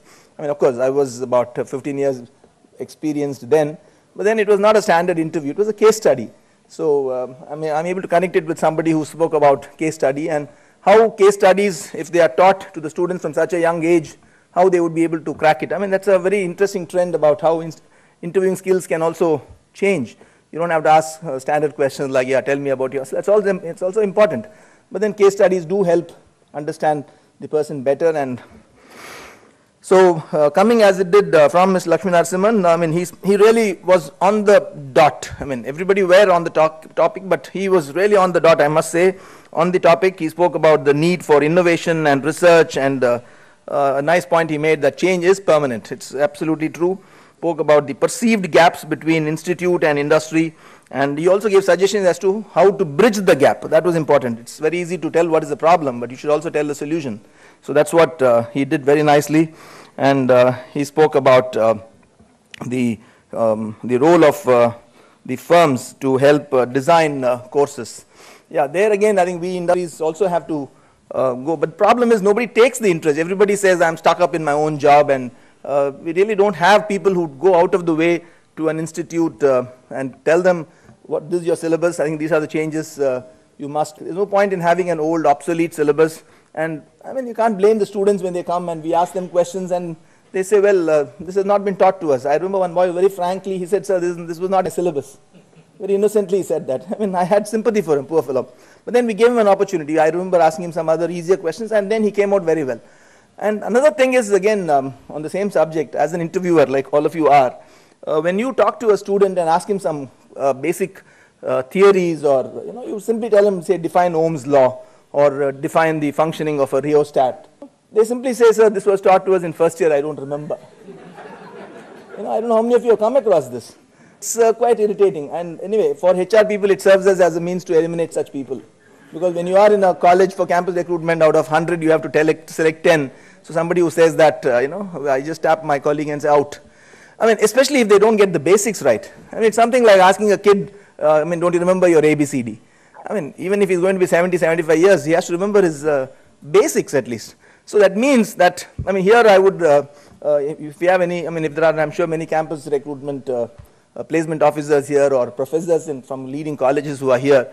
I mean, okay, what I said, you did laugh, but I was not meaning to joke around with anybody. What I was to say was that when students go for interviews, please tell them to go through their basics. I know, I mean, see, after all, what's an interview process? What you people are learning, what the students are learning in, say, 8 semesters, or what he has learned over 20 years, he's being judged in 20 minutes. I mean, have a heart. The student also has to, he has to be given an opportunity to showcase what he has learned. But then at the same time, when the student does not know the basics, I mean, the other side of the fence, the interviewers also get a bit put off. So thanks, Ms. Lakshmi Narasimhan, for speaking about the role of such a leading institute which your company is running. And then we had Mr. Raji, who made a very brief presentation, but very effective presentation about the dimensions of skill gap, and he spoke about how universities have to adjust and update their curriculum. I mean, that's a very important point which it did mention, and coming as it does from an expert from Caparo Group, I think that point has to be well taken. And the last speaker, Mr. Paul Tagore, in his very powerful and very forceful presentation, spoke about the individual. I mean, he took over from what Mr. GD said in the morning about the 2 eyes, but he focused more on the third eye and what the individual has to do. And in that connection, he spoke about what the individual has to shape up and where he has to be, where he has to be up to the mark in facing interview committees. Gave good examples of Socrates and Shivaji Ganeshan. I mean, perfect. He was, he marked his speech with real live examples, and he spoke about what the students lack in terms of communication. Now, this is a point of debate. Now, according to me, and this is my last point before I throw open the floor for questioning to the panel, is why does a student lack in communication skills? And again, what do we mean when we say communication skills? I mean, let's be practical. If there is a company where you have a Bengali person as the production manager, or you have say a Punjabi as a production manager or a purchase manager, when there's going to be an interview, the interview has to take place in English. I remember in one of the guest lectures where I went, one of the students asked me, sir, I'm not strong in English, but I can answer everything well in Tamil. Why is it I don't get a job? I mean, it made me think. That question did give me a sleepless night, that night alone. But then I did think, why is it this student asked this question? Poor fellow, he's strong in Tamil, just because he's not able to express himself in English to lose a job. You know, the same question, I mean, when there are, say, 200 students here, I mean, I'm sure all the experts here have gone for guest lectures. you've addressed students. At the end of it, when we say the floor is open for questioning, how many students really get up and ask a question? Does it also show communication skills? I mean, even asking a simple question, getting up and having the confidence to ask a question, they don't do it. Either he feels that the boy or the girl next to him is going to tease him, or they're going to pull his leg, or he's just nervous. So where does communication start? And how is that important when you face an interview? And in an interview situation where there are 10 students waiting outside, especially in a campus recruitment, I mean, I remember 2 years back I went to SSN college.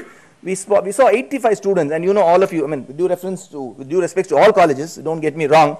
When I went to SSN college, they showed me 85 students, and I was not a day one company at all. For the type of salary we were giving, I was somewhere in day 10 or something. But I still had 85 students who were brilliant. I saw their marks, they're all 85, 90% plus. And out of the 85, 90 students, after a written test, after a group discussion, I could pick up 5. Does it mean that the 85 were bad? But still something was missing. I mean, it's relative. You know, somebody is good. In school, I got 199 out of 200, and I was very thrilled. I came home and told my father I got 199 out of 200. I'm the second ranker in class in maths. He said, how many got 200 out of 200? I said, out of 30 students, 29 got 200 out of 200. So where does that leave me? So my father said, you'll never improve in maths. And that was the last time I saw maths in life.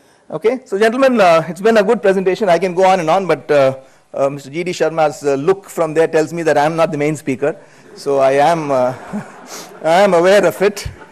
I mean, he controls through remote, you know. We get the waves from there. Okay, that's it. Well, certain things are unsaid. Okay, we move on. I think I promised you at the beginning that we will close by 4:30. So it's about, I forgot my watch. What's the time now? 4:15. Not bad. Without my watch, I still control the time. Okay, 4:15. So that still gives you full solid 15 minutes of questioning. Can we test your communication skills in asking the questions? Thanks. Thanks so much. You've been a great audience. I've enjoyed it. Now you're testing my eyesight, not my communication skills. Okay. This question is addressed to Dr. Nagarani. According to you, I think you should read the question yourself. Can I just, I think according to you, what, can you just Yeah, yeah. No, this is very... This is glasses to read what he has written. I think the question that he has asked is a very general one, generic one. He has asked, according to me, what do I think are the factors that have led to the general level of unemployability in India? What do you, that there is a lack of employable skills in India, and why is it happening? And the solutions. Yeah, why is it happening? Okay, I would only give my, there are so many, I think most of the best brains in India are talking about it and thinking about it. My small might, I think as a society, it might be a scathing statement. As a society, I think the parents, our education system, educations like us, the schools, we are not seriously looking at education. Why this education? What are we really imparting, and where is it leading us?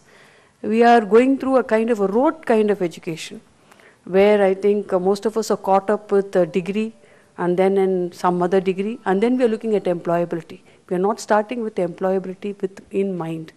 The thoughtlessness from almost all sections of society.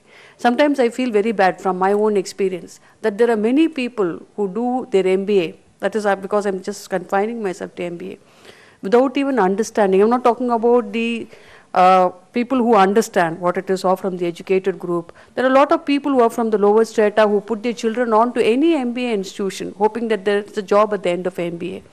Neither the student, nor the parent, nor the institutions really think about what we are doing. I think we are very short-sighted on that level. That's the reason. A very general answer, but that is my idea. We should be much more focused, probably put in much more efforts, and be more committed to what we are doing.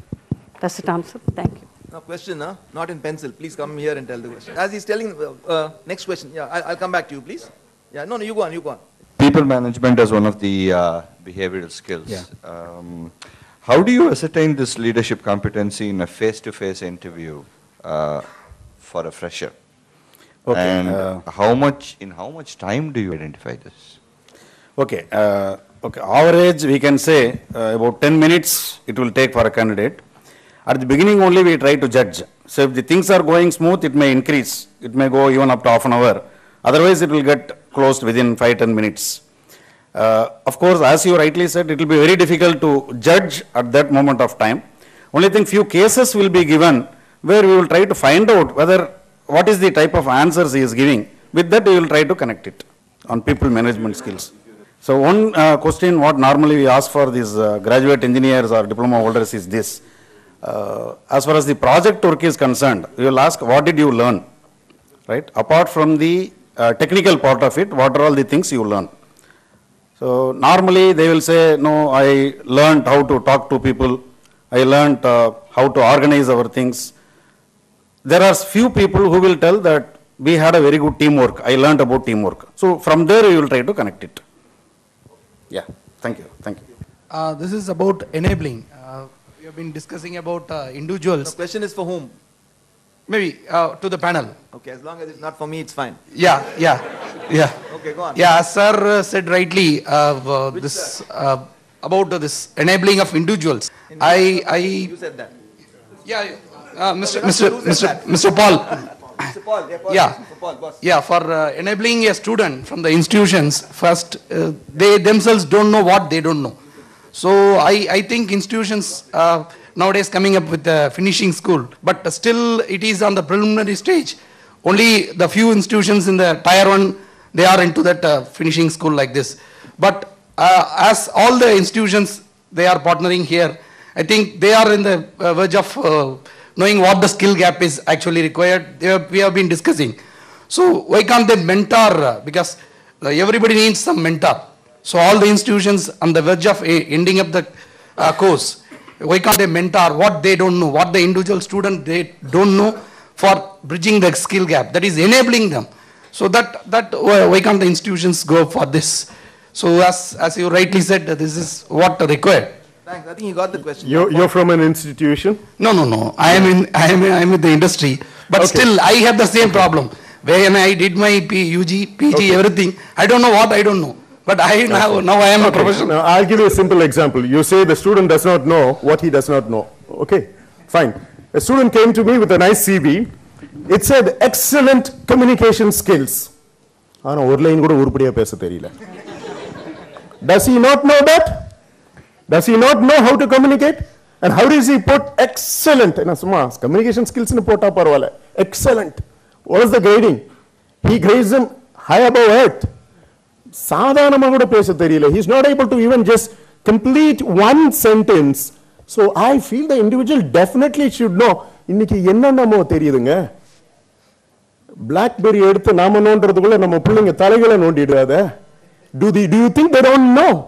And they tell us that you don't know anything. That's how our children are, the younger generation.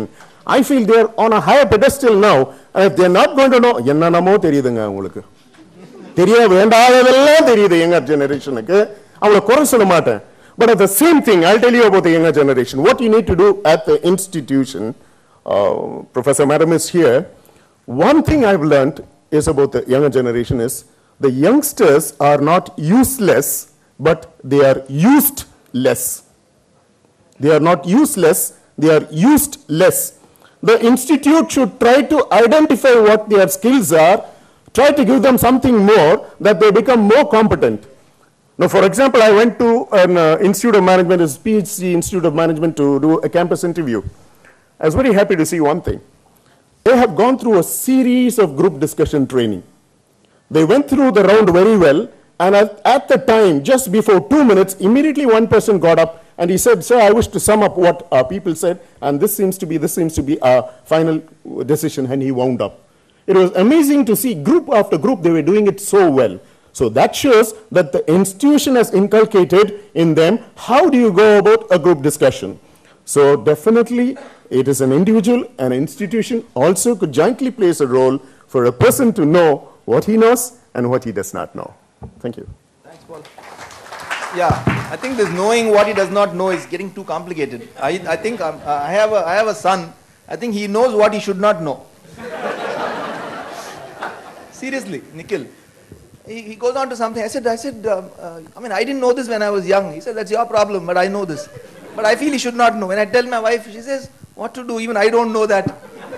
So that's what is the younger generation all about. Yeah. Moving on, last 5 minutes more, please. 3 questions we can take. Yeah, 3 to 4 minutes. Yeah. If you're on 4:30 on the dot. Good evening, sir. This is Venkat from Apple Smith. My question to Mr. Lakshminarayanan of RAID. So kindly give us some briefness about these value-added programs of 248 hours you have told about now. Yeah. So as I mentioned, we have a polytechnic at Trichy. We call it as Rane Polytechnic Technical Campus. In fact, a batch is going to come out in next May-June 2014. So we also found with our experience that there is a need to provide some inputs apart from the theoretical inputs or practical inputs, whatever is prescribed as per AICTE DOT, whatever it is. So here the inputs are communication skills, English communication skills. One is subject English communication skill, another one is the soft skills. Communication skill is with reference to soft skills. So apart from that, we have we are planning to provide inputs on safety, values, ethics, right, and systems. Systems, as you know, TQM is our organization's philosophy. So TQM systems where manufacturing system type of things like lean production system, right, and Kanban, 5S, these inputs. So these are all spread for 248 hours. So for this we use internal faculty, also faculty from our industries. So the live things they will get, examples they will get. Thank you, Lakshmi Narasimhan. Yeah, next please. Go on. I am Ramesh. This is a question for Dr. Nagarani. Ma'am, actually when we speak about skill gap, we are focusing intensively on manufacturing and automotive. But there is another sector which is totally getting ignored, that is service sector. So as an educational institution or as an academician, how do you think we can address it? Because I am from service industry. Till I got into service industry 1.5 years back, I never knew like there is such a dearth of skill. We have a lot of manpower. So every month I recruit 2,000 people across India. But the retention rate is 50% per annum. So it is, when we speak about skill in our industry, it is not a motor skill or it is not a high-fi skill. Basic skills, grooming, that is what we are looking for. So from academy, how would you support us, service industry? Right, sir. This question, I would like to say something, give an example and probably try and answer the question. I said we are about a 27-year-old institution. We consciously follow the 69% reservation. There is no need to. Actually, we are an autonomous institution, but we follow the 69% reservation. We're not for profit institution. And we get a lot of people who are very bright people, smart kids, but who don't have the kind of polish. About in the 69, maybe out of 120 students that we have, at least 40 to 50 may not have the kind of communication or the skills or the grooming that you're talking about.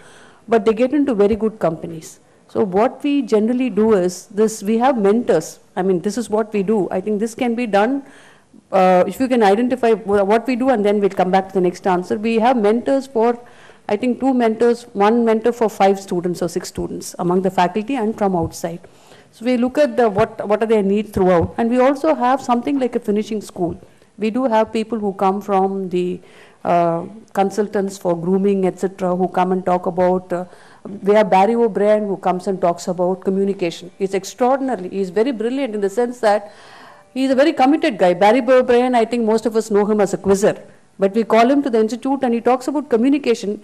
He's very eerie in the sense he exactly finds out in a class of 60 people who needs what. And he addresses each one of them individually right at the beginning of the first year. He comes again in the middle of the first year and comes again at the end of the first year. So we find that the students are upbeat and much better than what we would teach them when he comes there. So we call him. We also call grooming specialists who come and talk to them. And we have lot of mock interviews, GDs, and we talk to them before the placements, even at the beginning of second year. Faculty sit with each one of them I think we spend about at least 20 students to each faculty. We talk in depth with them to find out what they need, and we provide inputs either from outside or from inside so that they are as far as possible industry ready when they go on, so that they don't lack anything.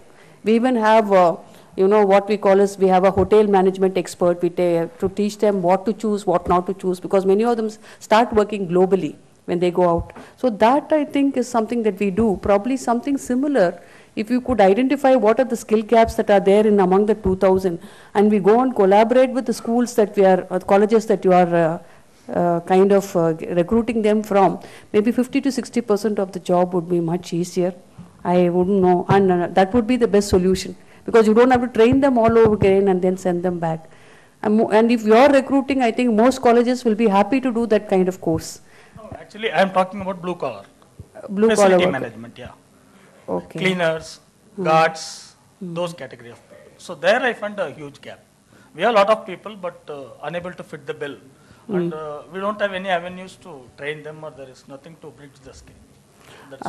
Once I think Dr. Reddy's labs had their social service wing, where they picked up people from the kind of blue collar workers that you had, they used to train them.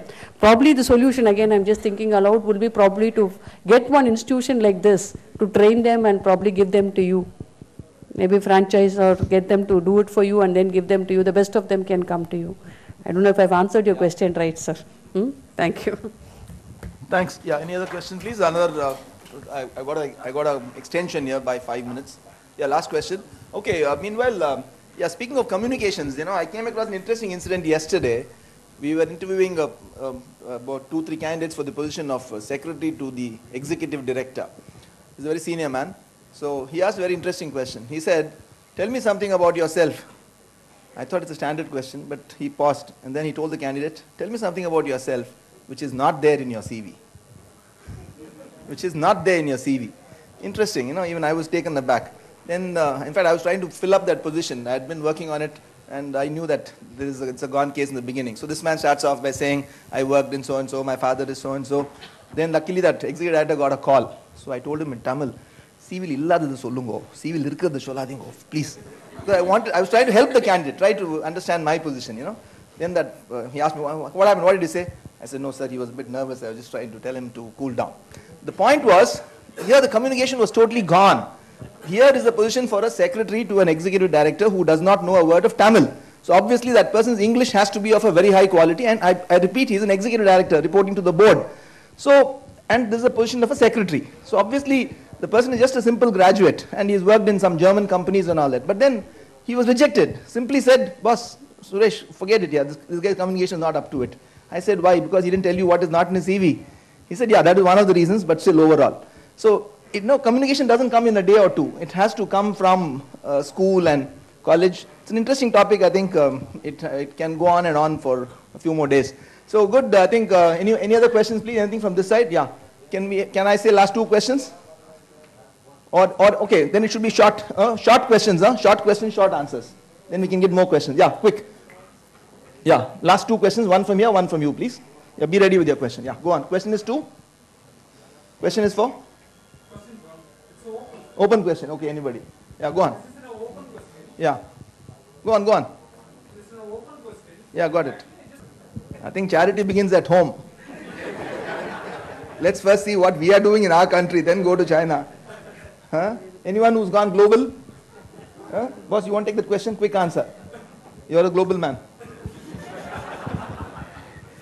In fact, what we do is that though we have the Indians working in our China office, we get the local people there. The point is still that the local Chinese don't know how to speak English, and I wonder how the Indian speaks to the Chinese there. There is a big communication gap between the Chinese language and the Indian there. So we really have a very long drawn selection to find out if any of these Chinese can speak English. That's a big problem there. Yeah, and even the Chinese will be wondering why is it the Indians are not speaking Chinese. Yeah, next question please. Yeah, last question, or anyone, still I can take one more quick. Yeah, hi, my name is Swaminathan. I come from a pre-press industry. I come from a company called TNQ Books and Journals. Yeah, TNQ. Okay. I have 2 questions. One about the communication that were, that were discussed. So when I was, it was again an interesting, incident that happened to me. I was interviewing a candidate, and apparently when I was asking about his parents, he said, his father is a farmer and his mother is a sugar patient. I was not able to understand. His father is a farmer, and he said his mother is a sugar patient. I immediately started cursing, the professors. He doesn't have the exposure to tell what to say in an interview. Again, it's just an incident. Okay. And again, my question is to Professor Nagarani maybe. You said you have, you revised the curriculum 2 years once. We come from a pre-press industry. We have a lot of opportunities, plenty of opportunities. Okay. For students from the science background. Okay. Is there a possibility of, knowing, that is making students aware of this industry and choose one of the opportunities that we open to? You're talking about our institute? Yes. You're welcome. We call people, you're welcome to talk to the students so that you can talk about the industry and the opportunities in the industry. And if necessary, we can even design a course if there are enough students and run it. Great. We have plenty of opportunities, in fact. You're most welcome. Okay. Thanks. I remember a candidate who said, my father is a farmer. So I said, farmer? He said, no, he's dead and gone. Okay, so different people pronounce words in different ways. Okay, so let's take it forward. I think time has come. Dinesh, okay, time out. So that's it. May I say on behalf of the excellent panel which has been here, the very distinguished and learned panel, who have covered all their points within the time limits set by the organizers and which was just moderated by me. And thanks to the excellent audience. You've been a great audience. I've had about 8 or 9 questions and still counting, but all good have to come to an end. So on behalf of the entire committee, which is the entire panel which is here, and on my behalf, I thank Voltec, I thank Dinesh, Mr. G.D. Sharma, who is the advisor, and the audience for listening to us. We have enjoyed this 1.5 hours as much as we hope that you have enjoyed it too. Thank you so much. Thank you so much for an enlightening and a very active speech. Now I request our college partners to honor our speakers. I request Mr. Sarunan, Placement Officer from Vivekananda Education Institute, to honor Mr. V. Jayaraman, AVP HR Hindu. Mr. Sarunan. I request Mr. Amritsar from Sri Vasavi Institute of Technology.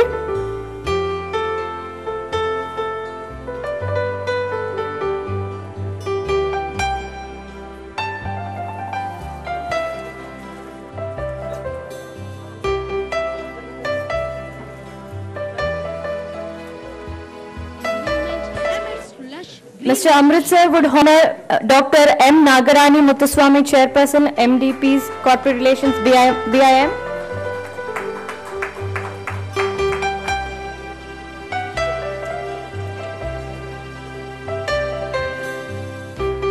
I request Mr. Sarvanan, Placement Officer from Muthayammal Engineering College, to come onto the stage.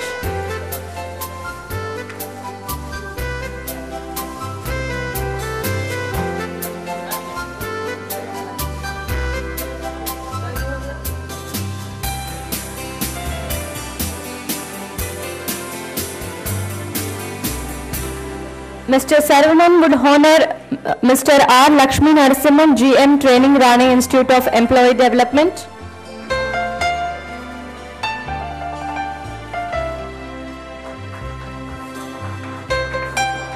I request Mr. L. Maran, Placement Officer of Shivani Institute, to come onto the stage.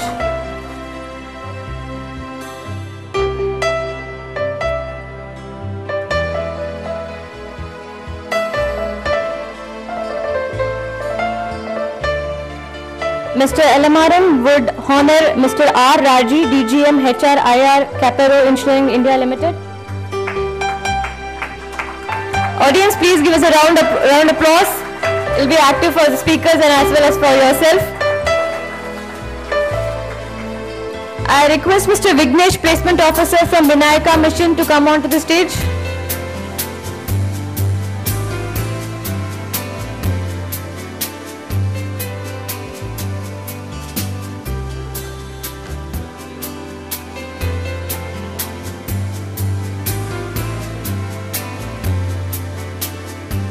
Mr. Vignesh would honor Dr. Paul Tagore, VP HR St. John Freight Systems Limited.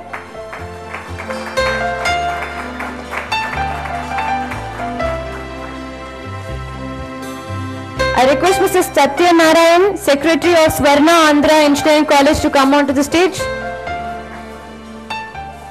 Mr. Satya Narayan.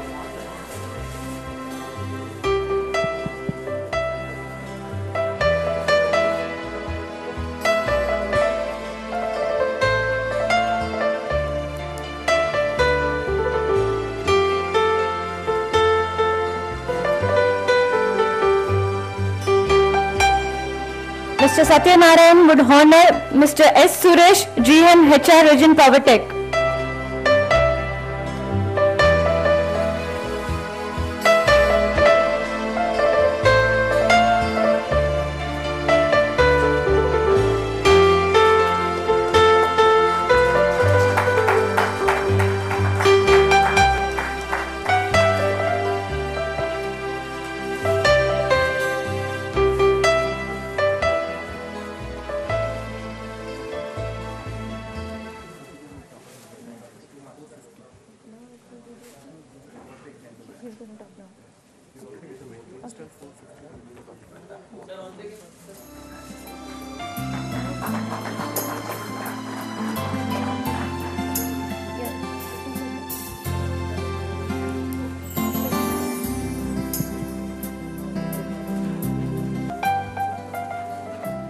And a lively panel discussion. Ladies and gentlemen, the whole day we have discussed about a real national level problem as to how skill gaps can be bridged and so on. What's the solution? And most of the questions were regarding what are the solutions, how is it done in other countries, how is it done in China and things like that. Right here in Tamil Nadu, we have a living example of how this skill gap can be bridged and employees or the kind of products can be brought out of an institution to make them employable. An institution has done it, has set a category of institutions called the community colleges have done it. I mentioned about it briefly just during my session. The founder and the managing trustee of the Sri Swami Vivekananda Rural Community College in Pondicherry is here. We are going to honor him in the next 1 hour's time with a Lifetime Achievement Award. He is going to take us through his life history in terms of how he became inspired to do this, how we are all talking, in forums like this and on podiums like this, but he prefers not to talk to anybody. He prefers to go by what was his sense of conviction. And so he went about creating this institution today, and he is going to talk to us as to what's the role of a community college in actually directly attacking this subject of the discussion today in terms of how the skill gap can be bridged and how well-trained, at the same time very, very ordinary human beings can be made to produce extraordinary results through appropriate training and things like that. So we're going to hear him very shortly. The Vice Chancellor of SRM University, Dr. Pon Vaiko, is also here. He is going to talk about how, again, SRM University is another pioneer in this field, and in its own way, how, what kind of initiatives they have taken at the grassroots level or the bottom of the pyramid level in terms of improving employability of the people. So I think these two are the highlights of the day today. So I would request you to join us for some high tea and then come back and listen to these two luminaries. Thank you very much.